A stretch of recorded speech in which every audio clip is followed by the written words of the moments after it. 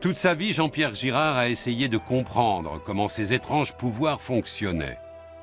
Une vie où le paranormal s'est invité alors qu'il n'était qu'un enfant. Son histoire commence peu de temps après la guerre, en 1949 dans la campagne tourangelle.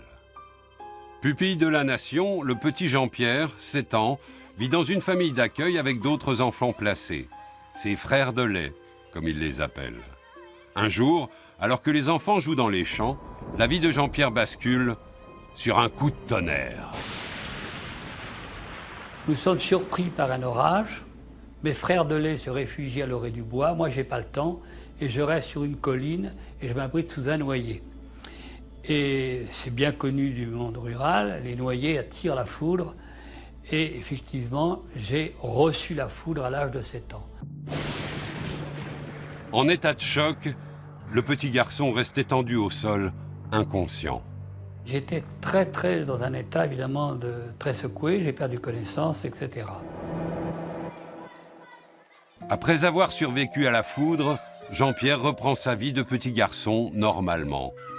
Mais très rapidement, il va se rendre compte que quelque chose a changé en lui. Je gagnais tous les paris de façon insolente dans les cours, lors des récréations dans la cour de l'école.